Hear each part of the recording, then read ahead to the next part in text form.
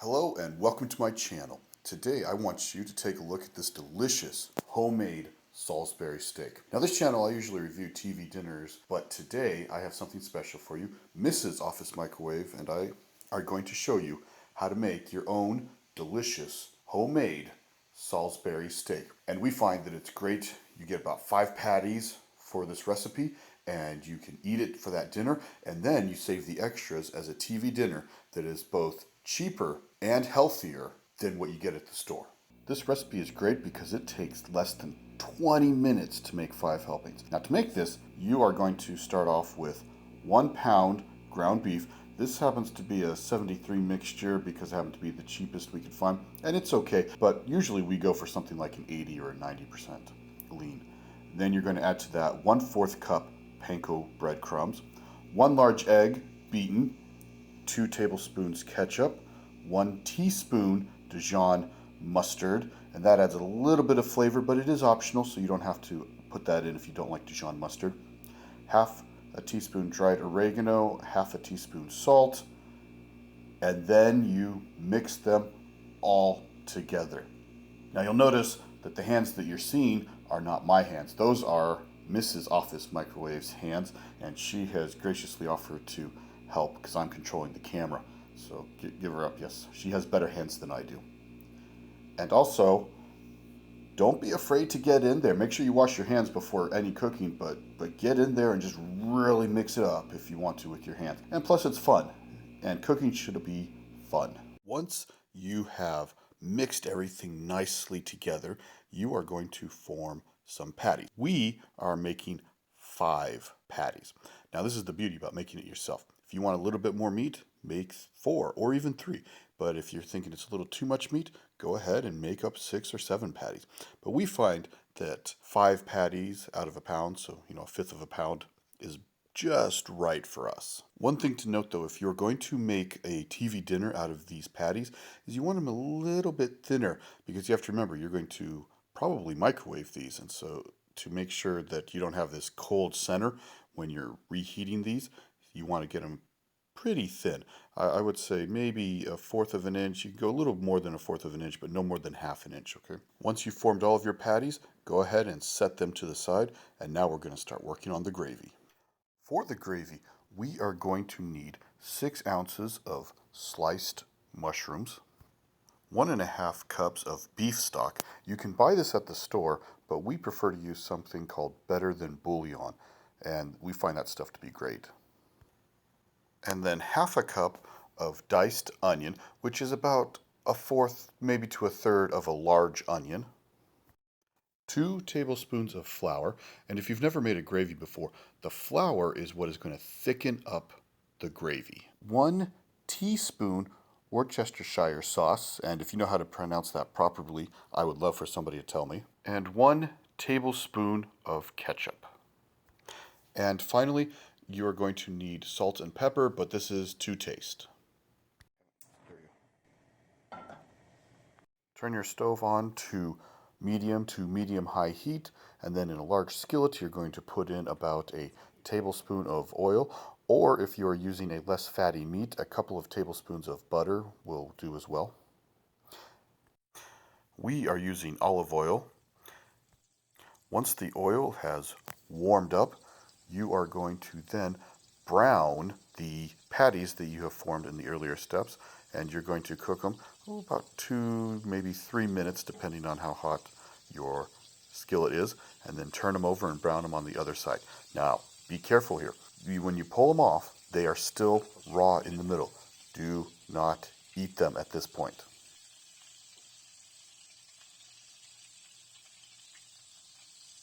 Yeah, these are not fully cooked. Okay, have to make sure that people hear that. Not fully cooked. You do not want to eat these yet. They have to go back in the pan for more cooking.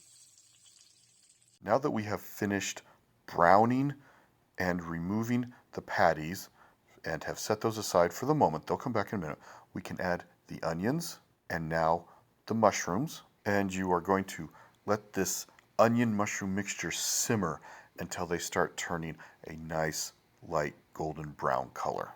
And this process will take you 2 to 3 minutes. All right. Okay, see now the mushrooms and the onions are starting to give a little bit of juice. That means they're getting to the point where a lot of that flavor is coming out, and so we're now ready to add in the flour. That's going to be the thickening agent. And we want to mix this in until that flour soaks up all that juice and has cooked for a few seconds. So we don't have a floury taste, we want the nice onion and mushroom taste. The flour taste would be bad. Okay, now we want to turn down our heat to So medium-low and then add in our beef stock.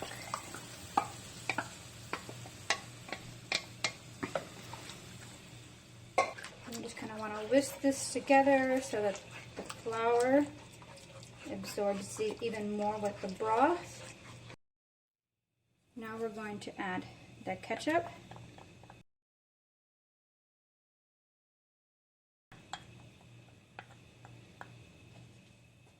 And our Worcestershire sauce. How do you pronounce that again? Worcestershire sauce. I don't know how it's always supposed to be pronounced. I don't either. That's why I wanted you to say it. But that's what I call it. But if you don't know what it's called, how am I supposed to know? I don't know if anybody really knows. Okay, we just want to stir this to get it to combine really well. Might need to turn our heat up just a little bit so it starts to kind of boil. Because we want it to start simmering. And Mrs. Office Microwave has pretty fingers. Thank you, Mr. Office Microwave. You almost called me by my real name. No, I just had to think of what came after. After Office? After Mr. Office.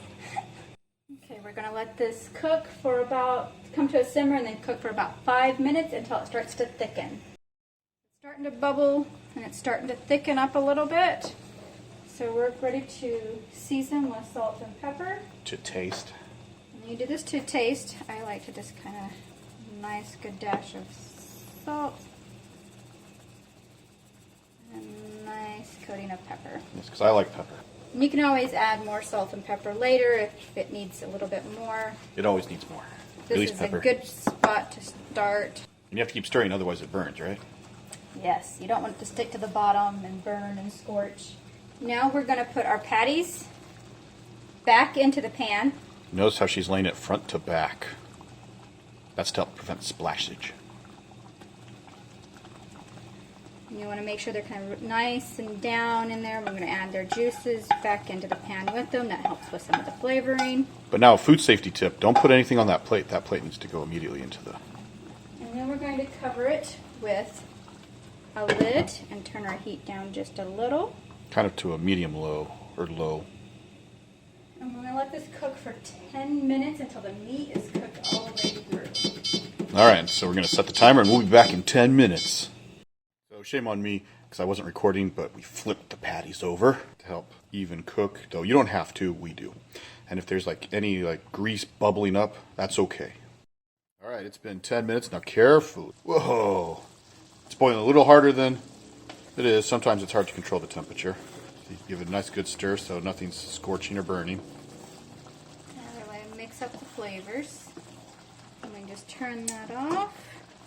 We're going to double check our temp here on our patties. We want them to be at 160 degrees. This is at 168, so that Oh, they can't see it on the camera. That's all right. that is Oh, now you've got glare. We'll just have the viewers will just have to trust us. But everything's good. we're definitely well done. Now, so that we're putting some mashed potatoes. I'm a big guy, so that's a lot of potatoes. Then bring over Salisbury steak. You can put it off to the side if you want, but I really like it on the top there. And then we just get the gravy all. Feel free to put a ton of gravy on. All right, so you can smell the Dijon mustard and the meat and the mushrooms and the onions. So this is really nice. So let's go ahead, cut into this. Look, it's falling apart a little on me, but that's okay. You can see that, how nice thick piece of meat.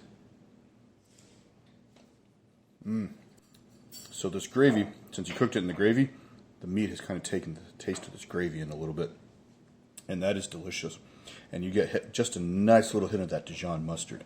So let's go ahead though and get a nice bit of everything here. Got the mashed potatoes, got some butter, salt and pepper in there as well. We've got a little bit of the meat with the mushroom here.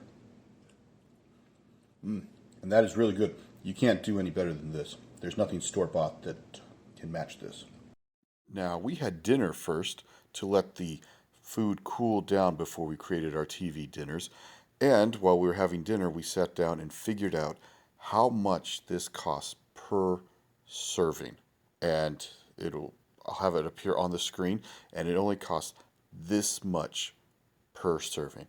And I don't know about you guys, but that is an amazing price for a delicious homemade meal, and it is healthier than anything you're going to get from a TV dinner. Doing it this way, we have dinner, and I now have 2 lunches for sometime over the next couple of weeks that is going to be great and amazing. To be able to create your own TV dinners, you're going to need some containers, and I got these plastic ones from Walmart. They were on sale, and they ran me about 50 cents per container, though I have looked at Amazon.com, and you can get them for about $1 or so per container, depending on the brand. Since we made some mashed potatoes, we're going to put those into the smaller compartment, and then we're going to put the Salisbury steak into the bigger container. Now here is a hint. Make sure you put plenty of gravy in with your Salisbury steak. Otherwise, when you microwave it, it'll burn, and you don't want that. Plus, you're going to want plenty of that gravy because it is full of flavor from the meat and the onions and the mushrooms to put on your potatoes. Once you have completed your meal, go ahead and put your lid on, making sure you line it up properly. And then you're going to want to put a little piece of tape on there with the name of your meal. So in this case, we're going to write Salisbury steak on it with a little piece of tape. And the nice thing about these containers that we got at Walmart is they're actually reusable. So you can wash them and use them over and over again. And then you can just put them into the freezer, and they are good usually for about 2 months. Though I confess, I have had some in there for as long as 5 or 6 months, and they were still perfectly fine, but the FDA and all those groups recommend only 2 months.